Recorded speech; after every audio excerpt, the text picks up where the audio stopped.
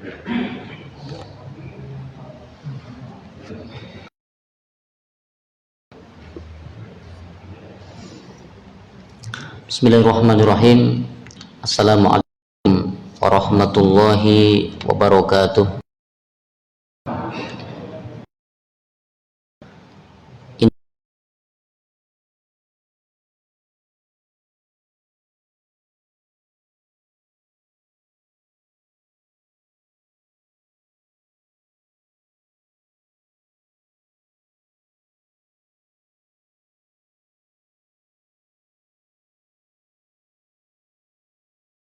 Dahu la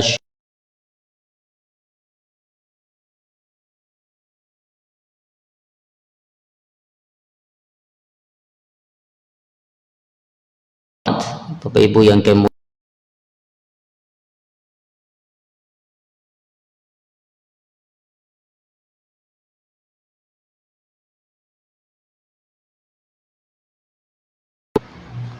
kita memuji ujungnya mengagungkan karena dialah zat yang telah mencipta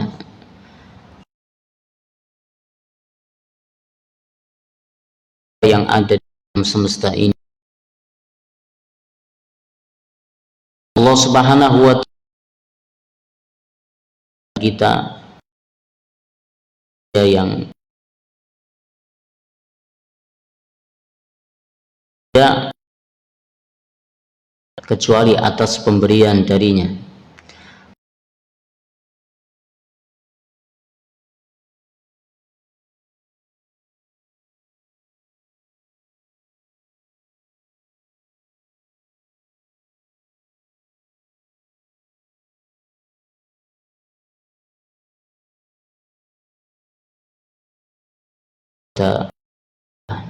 Tidak ada daya dan kekuatan kecuali milik Allah, dan kita patut mensyukuri nikmat-nikmatnya. Allah amat sangat banyak, Allah sangat luas ya, sehingga Allah menyebutkan dalam Al-Quran, seandainya lautan itu dijadikan tinta untuk menulis nikmat-nikmat Allah, maka niscaya tidak mencukupinya, menunjukkan nikmat Allah sangat banyak. Dan kita patut bersyukur kepada Allah atas nikmat yang kita sadari ataupun yang tidak kita sadari. Ada nikmat yang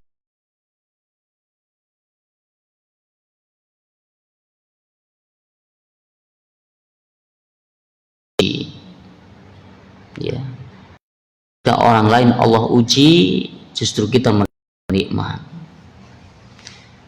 Tukang tambal ban itu dapat rizki ketika ada orang yang diuji oleh Allah, bannya bocor. Nah, begitu pula yang lain mendapatkan nikmat ya, terkadang bahkan seringkali seorang mendapatkan nikmat di tengah orang lain mendapatkan musibah. Oleh karenanya kita mensyukuri nikmat Allah yang kita sadari, yang kita tahu ataupun yang tidak kita tahu. Dan orang yang pandai bersyukur itu jumlahnya cuma sedikit, gak banyak. Oleh karenanya Allah Subhanahu wa Ta'ala sudah menyebutkan wa qalilun min ibadiyas syakur, dan hanya sedikit sekali di antara hamba-hambaku yang mau bersyukur.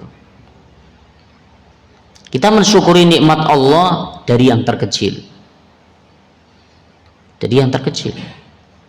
karena Allah menyebutkan, Nabi SAW menyebutkan, man lam yashkuril qalil lam yashkuril kabir.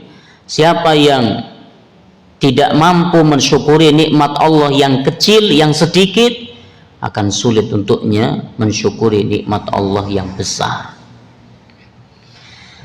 Bapak Ibu yang kami muliakan, salawat dan salam kita haturkan dan semoga tetap tercurah kepada suri tauladan kita, beliau baginda Nabi Muhammad sallallahu alaihi wasallam, kepada keluarga beliau, para sahabat dan siapapun di antara umatnya, yang senantiasa mengikuti petunjuknya sampai hari kiamat kelak. Alhamdulillah, pada kesempatan pagi ini kembali kita kajian kita yang lalu. Kita telah masuk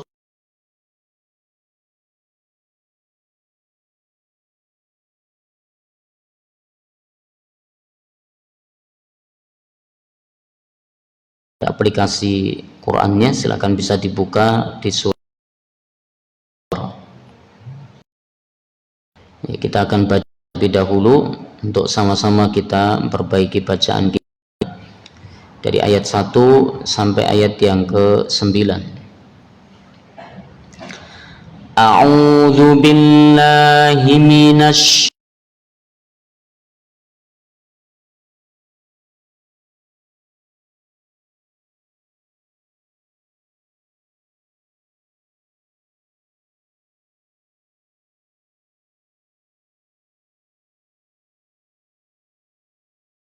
rahim.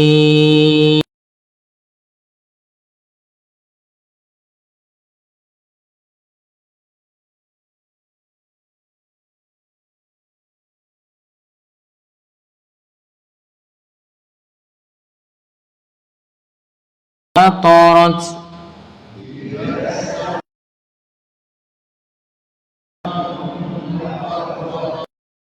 wa idal kawakibun tatharat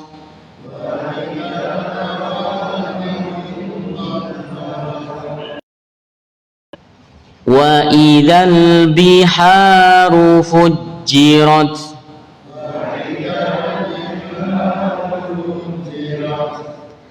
wa idal quburu bu'thirat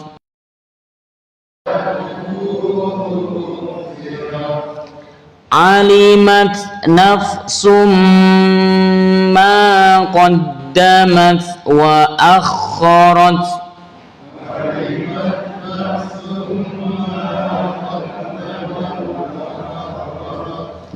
Pada kata nafsum ini tanwin ketemu dengan mim, didengungkan 2 harokat.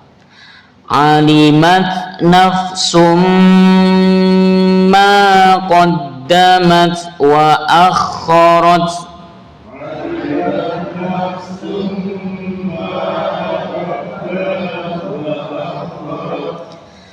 Ya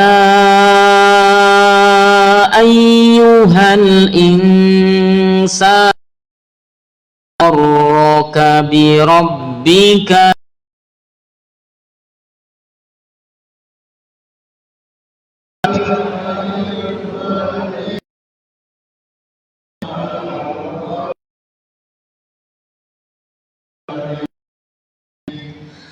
alladzi fasawwaka fa'adalak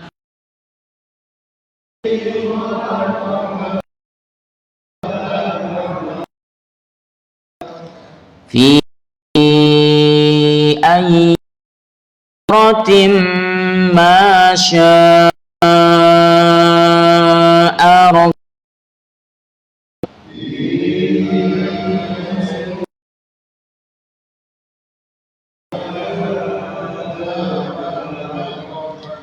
Kalla bal tukadzibuna biddin.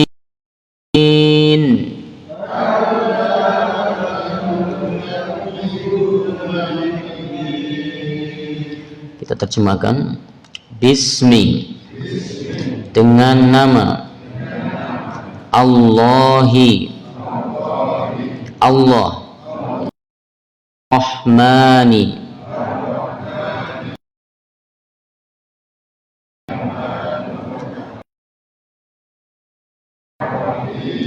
lagi maha penyayang.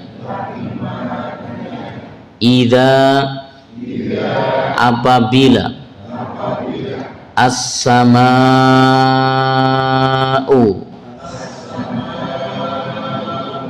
langit infatarat terbelah. Wa idza, dan apabila, al-kawakibu, bintang-bintang, intatharat, jatuh berserakan. Wa idza, dan apabila,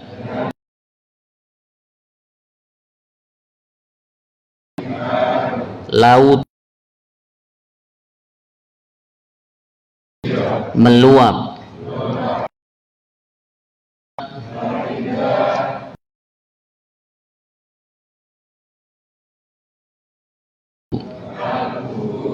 Kuburan-kuburan, bu'thirat, dibongkar.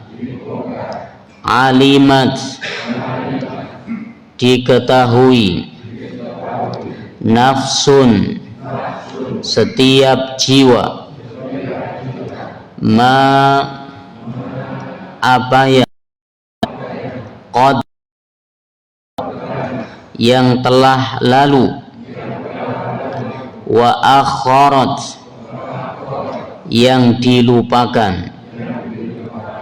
Ya ayyuha, wahai al-insanu, ma gharraka, apa yang telah kamu berbuat durhaka. Bi rabbika, kepada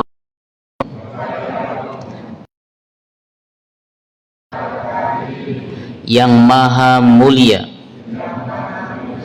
Alladzi, zat yang, khalaqaka, fasa, telah menyempurnakanmu.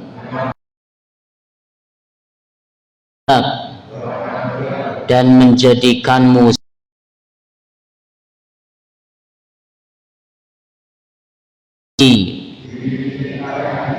dalam bentuk,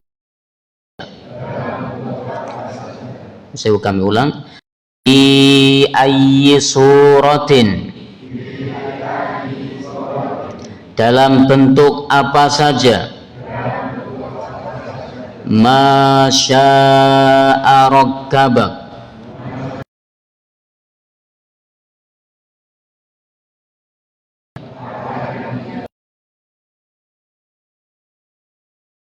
sekali-kali, bal, bahkan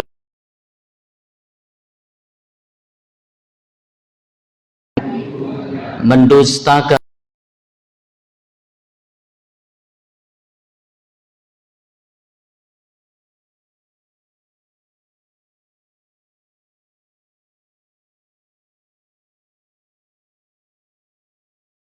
Fitor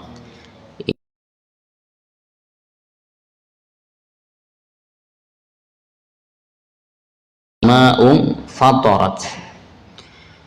Infitor artinya terbelah. Ini diturunkan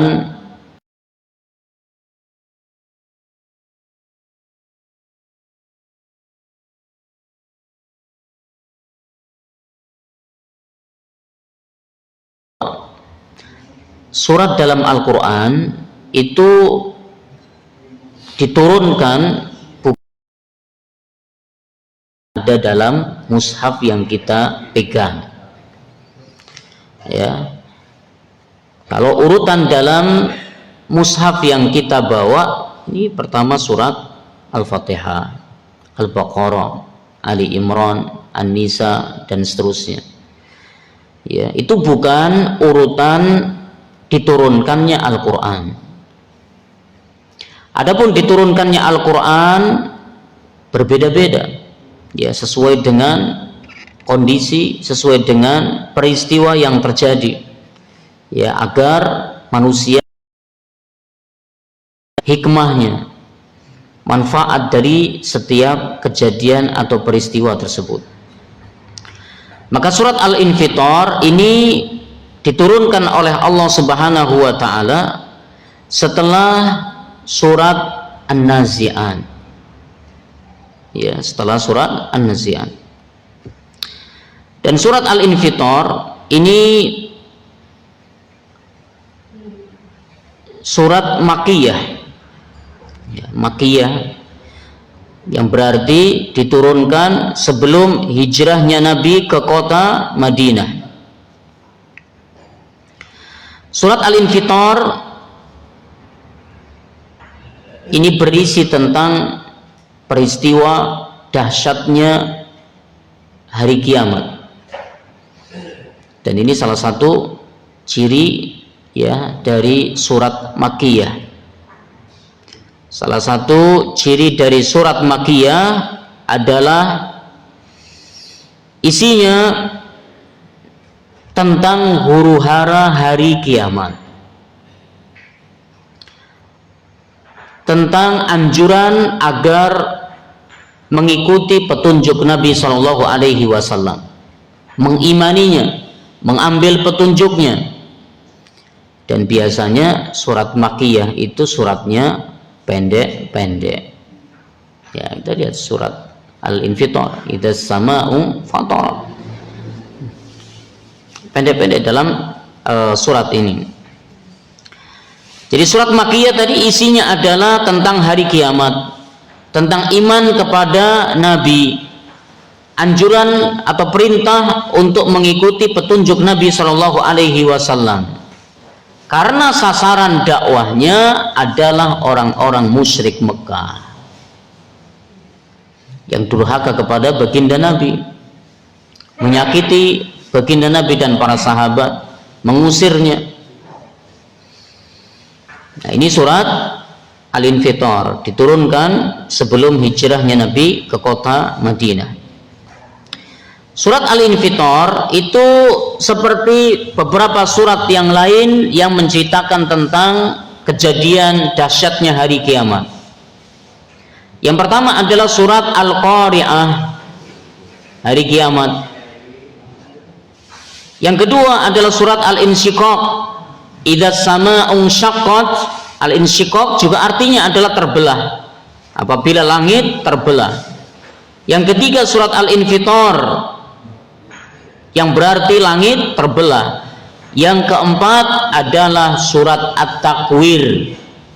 Jadi dalam juz amma ini ada 4 surat yang menceritakan kejadian huru-hara di hari kiamat. Maka Nabi Shallallahu Alaihi Wasallam menyebutkan dalam sebuah hadis tentang ketiga surat At-Takwir, Al-Infitar, Al-Insyiqaq, yang semuanya secara terperinci menceritakan kejadian di hari kiamat. Nabi SAW mengatakan, man sarrahu ayyanzura ila yaumil qiyamah ka'annahu ra'yu ainin. Siapa yang kepengin, ya, siapa yang kepengin melihat kejadian kengerian hari kiamat seakan-akan melihatnya, falyaqra idzas syamsu kuwirat wa idzas sama'un fatarat wa idzas sama'un syaqqat. Maka mengkajilah 3 surat, surat At-Takwir, surat Al-Infitar, dan surat Al-Insyiqaq. Ya, ulang sabda Nabi SAW, siapa yang kepengin, ya, melihat seakan-akan menyaksikan kejadian hari kiamat, maka kajilah 3 surat, surat At-Takwir, Al-Infitar, dan Kemudian dalam hadisnya yang lain terkait dengan surat Al-Infitar, Nabi SAW, ada Mu'ad bin Jabal Al-Ansari. Ini kisahnya Shalla Mu'adz bin Jabal al-Ansari. Mu'adz bin Jabal waktu itu mengimami para sahabat alaihim. Kemudian Mu'adz bin Jabal ini baca suratnya panjang. Fansarafa, tiba-tiba ada seorang makmum yang mundur. Jadi keluar dari barisan sholat jamaah, sholat sendirian karena bacaannya Mu'adz bin Jabal ini panjang.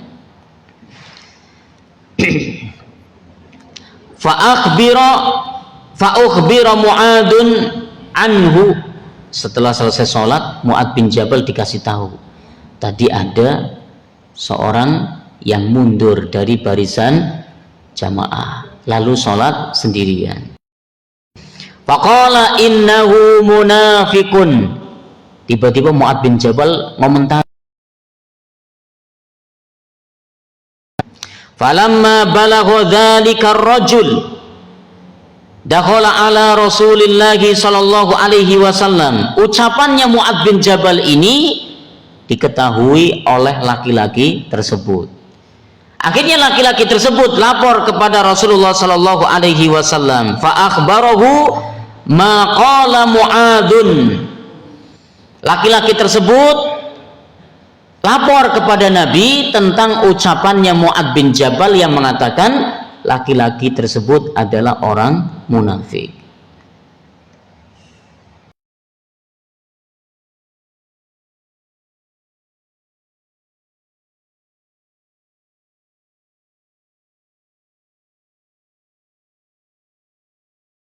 Fatanan ya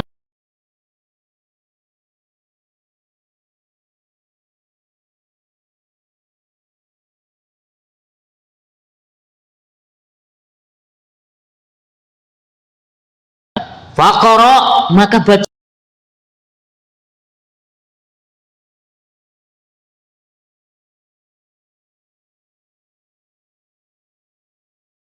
wasabbih isma rabbikal a'la atau sabbih isma rabbikal a'la waqra bismi rabbika atau surat al-alaq iqra bismi rabbikal ladzi khalaq wal laili idza yaghsha atau surat al-lail wal laili idza yakhsha.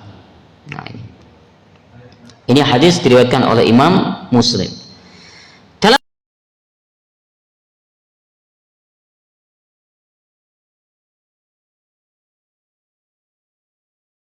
al-akhirata fatawwala, mengimami sholat isya dan memperpanjang sholatnya. Jadi sholatnya lama. Faqala Nabi sallallahu alaihi wasallam, kemudian Rasulullah SAW bersabda kepada Mu'adz, afatta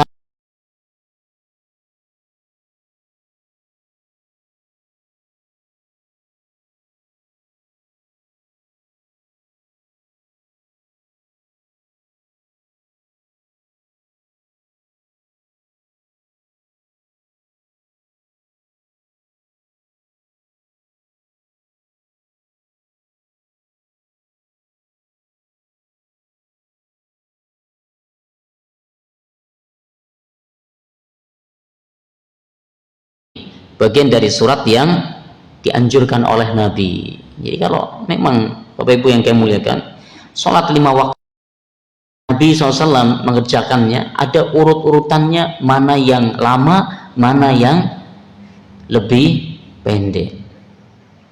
Yang paling lama di antara sholat 5 waktu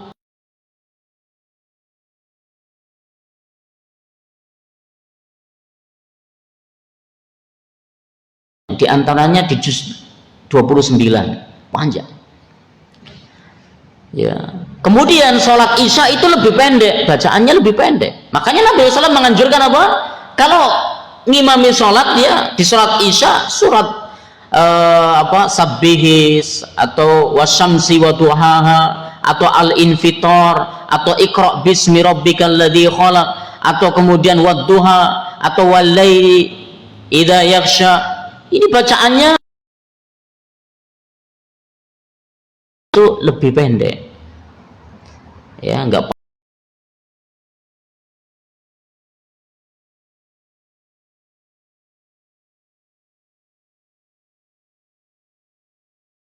lebih pendek. Maghrib apalagi.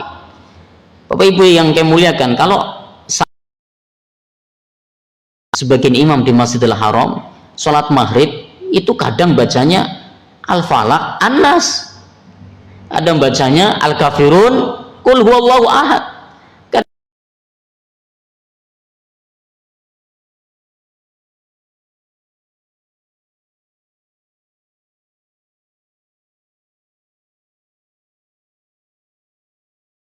Bacanya panjang-panjang. Maghrib itu lebih pendek.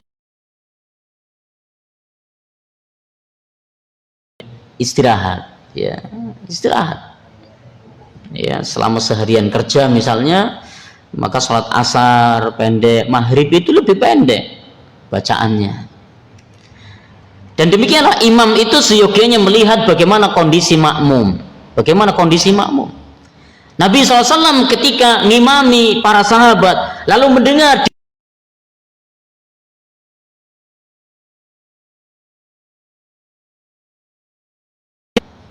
sholatnya,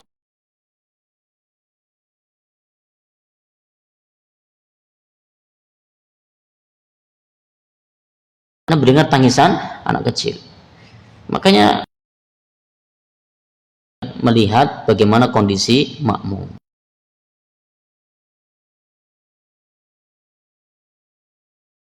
Isya panjang-panjang bacaannya sampai menjadikan ada seorang yang membatalkan diri sholat sendirian. Maka Nabi SAW negur Mu'adz bin Jabal. Bapak Ibu yang kami muliakan, itu surat Al-Infitar. Surat Al-Infitar ini agak sedikit berbeda dengan surat At-Takwir. Idza syamsu kuwirat. Kalau dalam surat At-Takwir yang belum kita pelajari, namun ini sama-sama menceritakan dahsyatnya kejadian hari kiamat. Surat At-Takwir, Allah Subhanahu wa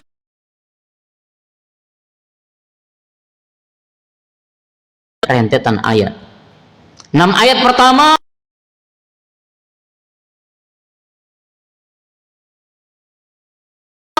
dan 6 ayat berikutnya tentang kejadian setelah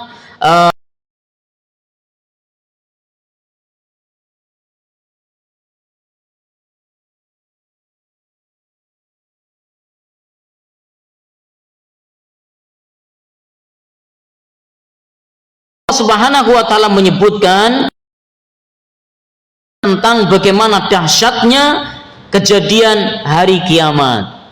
Langit terbelah, ya, langit pecah, ini terbelah.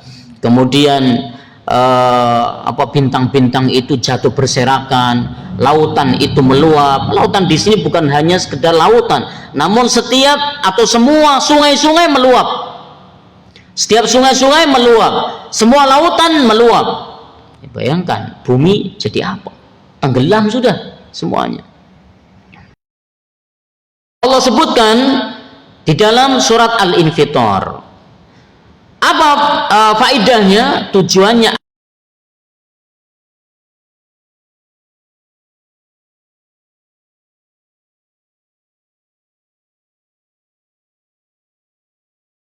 Akan tetapi enggan untuk taat kepada Allah, enggan untuk beriman kepada Nabi dan Rasulnya. Malah justru sebaliknya, mereka durhaka kepada Allah dan durhaka kepada Rasulnya. Begitu pula mereka tidak yakin akan adanya hari kebangkitan. Mereka hanya meyakini kalau sudah mati ya sudah. Ya, anggapan mereka kematian itu peristirahatan terakhir. Ya, keliru. Ya, padahal kematian itu gerbangnya akhirat. Kuburan itu atau alam barzah itu adalah masa penantian sebelum ditegakkannya hari kebangkitan.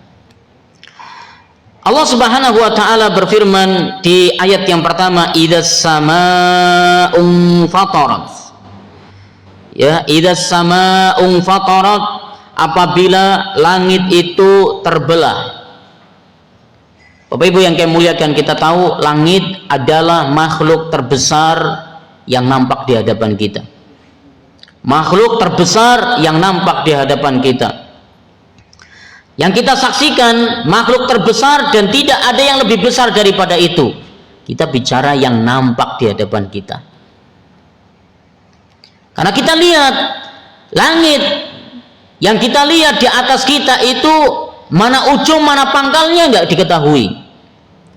Ya, mana ujung mana pangkalnya tidak diketahui. Seandainya kita datang di ujung timur, kita tidak tahu masih ada lagi mana ujung langit ini. Ke barat juga sama, kita tidak bisa mengetahui mana ujung bagian barat, selatan, utara sama. Makanya langit ini adalah makhluk terbesar yang kita saksikan. Sedangkan langit ini di dalamnya berbagai macam, ya, berbagai macam benda-benda ciptaan Allah Subhanahu wa taala. Kita ketahui matahari ada di bawahnya langit, bintang-bintang yang ada di langit, kemudian benda-benda yang lain yang itu bahkan jauh lebih besar daripada bumi yang kita pijak. Bumi ini belum ada apa-apanya dibandingkan dengan planet-planet yang lain yang jauh lebih besar. Ada rembulan, ya, ada matahari. Kita, bumi ini belum ada apa-apanya. Maka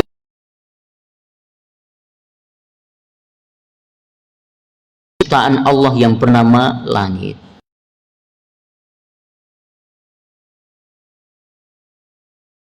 Wa inna lamusi'un, dan langit kami bangun dengan kekuasaan kami. Wa inna lamusi'un, dan kami yang telah meluaskan langit. Jadi Allah menciptakan langit dengan kuasanya, dengan kekuatannya, dan Allah yang menjadikan langit itu luas. Allah Subhanahu wa taala menyebutkan langit yang Allah luaskan.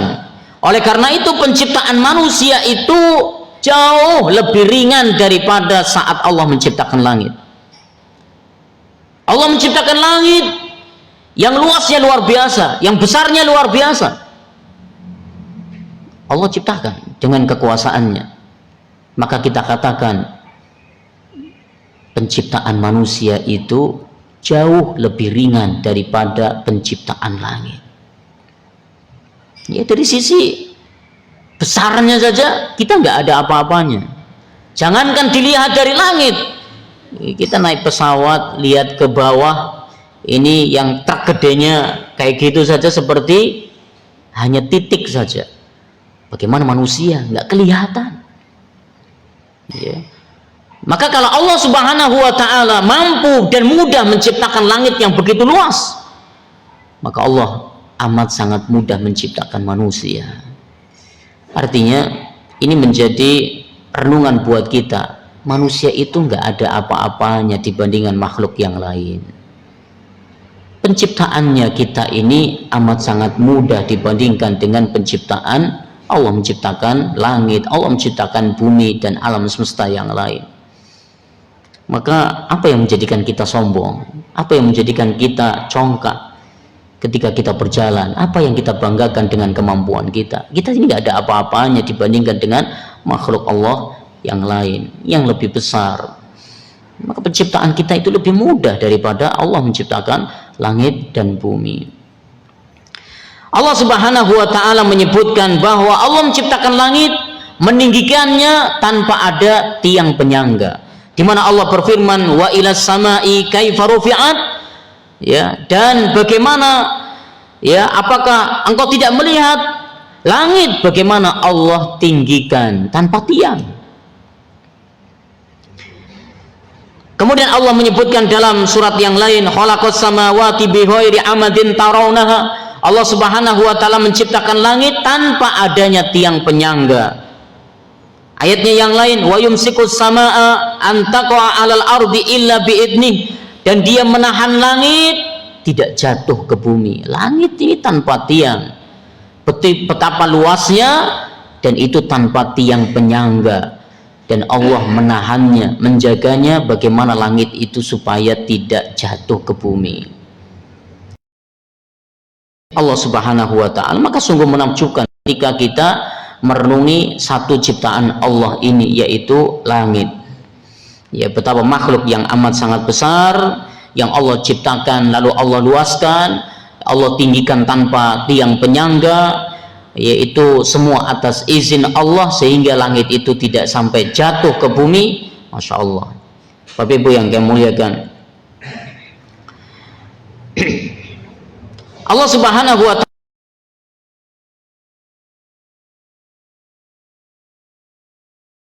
punya, Allah Subhanahu wa ta'ala menahan langit dan bumi agar tidak melenceng, agar tidak melenceng.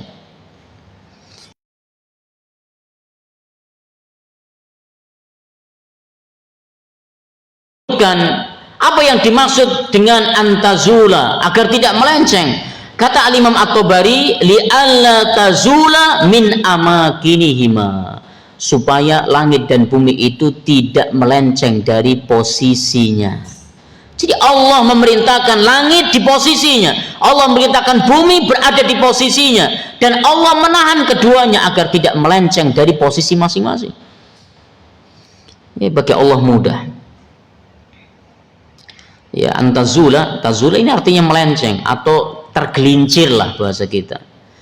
Makanya kalau waktu duhur itu kan ba'da zawal, ya, orang kita nyebut ba'da zawal, sebagaimana dalam fikih tentang sholat duhur.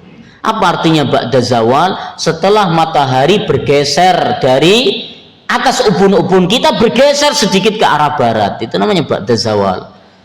Ya, itu waktu duhur.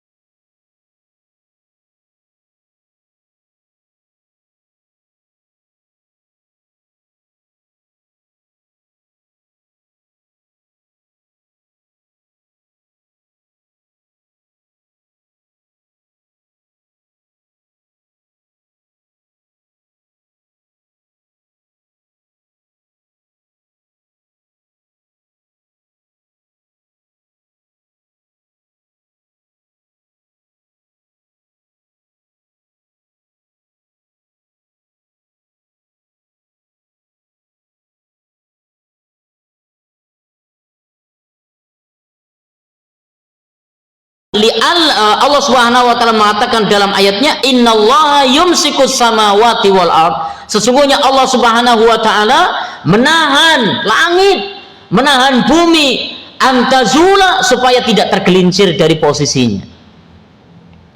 Bagi Allah mudah. Kalau menahan ini aja mudah, bagaimana mematikan manusia, bagaimana menjadikan manusia sakit, bagaimana menjadikan manusia itu diuji, kena musibah, itu lepas dari posisinya. Lalu yang kelima, apa yang terjadi? At-tayyi, ya, at-tayyi artinya langit itu digulung. Itu prosesnya. Awal terbelah, betul-betul terbelah, langit menjadi rapuh, kemudian langit itu lepas dari posisinya, yang terakhir, yang kelima itu langit akan digulung. Ya, sebagaimana kita gulung tikar. Demikian kondisinya.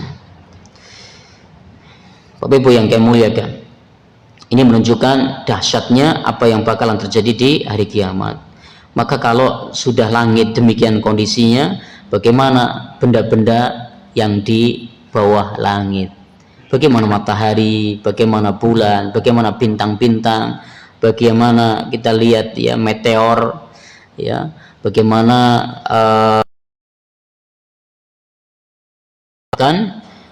sebagaimana langit yang Allah gulung.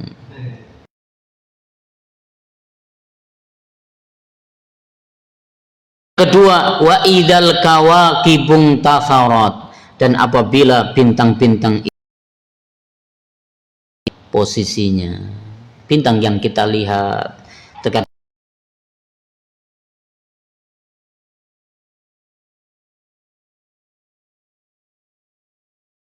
yang kita lihat akan jatuh berserakan. Wa idzal biharu fujirat, dan apabila lautan itu meluap, maka disebutkan dengan al-bihar dalam ayat ini, maksudnya adalah bukan hanya laut yang kita ketahui, yang kita anggap yang namanya lautan ya cuman di lautan. Apakah laut dimaksud dengan ayat ini wa idzal biharu fujirat? Maksudnya adalah ya laut, ya sungai, ya danau, ya selat, airnya jumlahnya banyak, itu semua akan meluap. Dan maha besar Allah Subhanahu wa Ta'ala, ketika kan nggak bisa ketemu nih air laut dengan air tawar.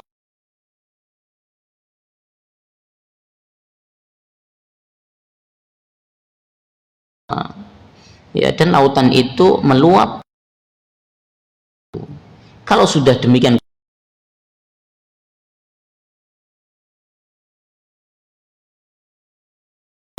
sebagian orang, oh nanti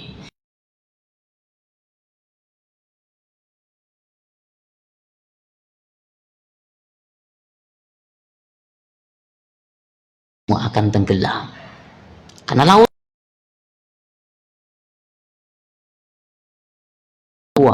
dan bumi itu akan tertutup oleh lautan.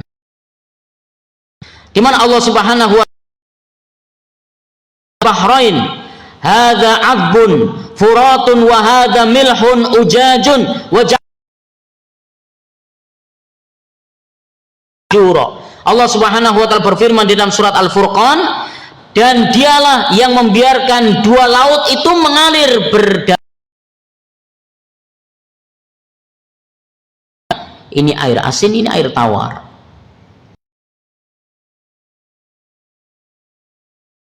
Mengalir berdampingan atas kuasa Allah Subhanahu wa Ta'ala. Bainahuma barzakhun wa hijran mahjura, dan Allah menjadikan antara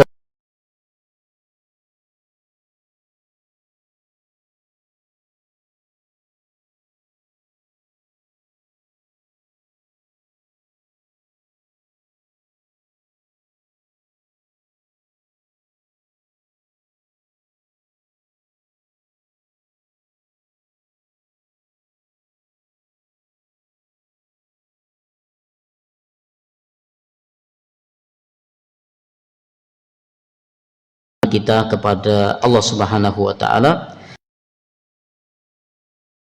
soleh kita pun akan meningkat insyaallah.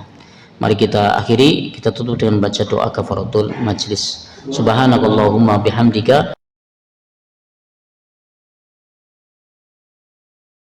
warahmatullahi wabarakatuh.